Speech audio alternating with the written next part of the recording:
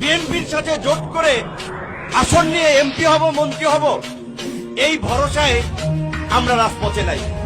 MP মন্ত্রী হওয়ার লোভ থাকলে তো আওয়ামী লীগের নৌকায় উঠতাম শাহজাহান ওমরের মতো। এই নির্বাচনে যাই নাই, কারণ আমরা দেশের গণতন্ত্রের কফিনে শেষ পেরেকটি মারতে চাই নাই। প্রিয় সম্মানিত ব্যক্তিত্ব,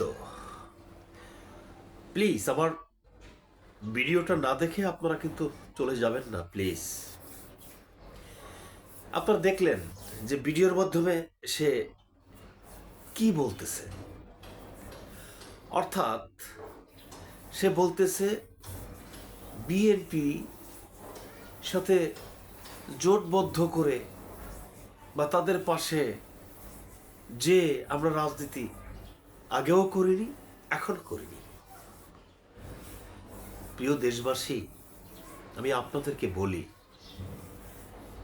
আপনারা সমাজে ভদ্র বিশিষ্ট কিছু নেতৃত্ববর্গকে আপনারা দেখেন, তাদের চারিত্রিক সম্বন্ধে যদি আপনাদের কোনো অভিজ্ঞতা থাকতো, তাহলে আপনার জায়গা থেকে যে আপনি কি বলতেন আমার বোধগম্য নয়। এরা যে কত বড় বাটপার, এরা যে কত বড় চিটার, এরা যে কত বড় চিটিং, সেটা তাদের সাথে না মিশলে পরে আপনি বুঝতে পারবেন না। সেই জন্য আমি আপনাদের সম্মুখে এসছি।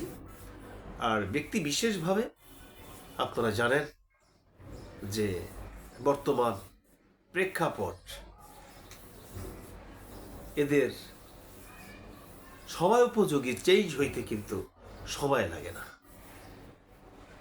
তো যাই হোক, আপনারা সতর্ক থাকুন।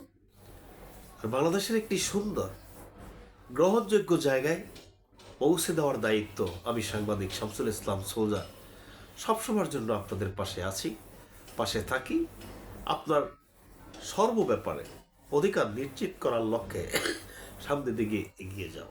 সবাই ভালো থাকবেন। আল্লাহ হাফেজ।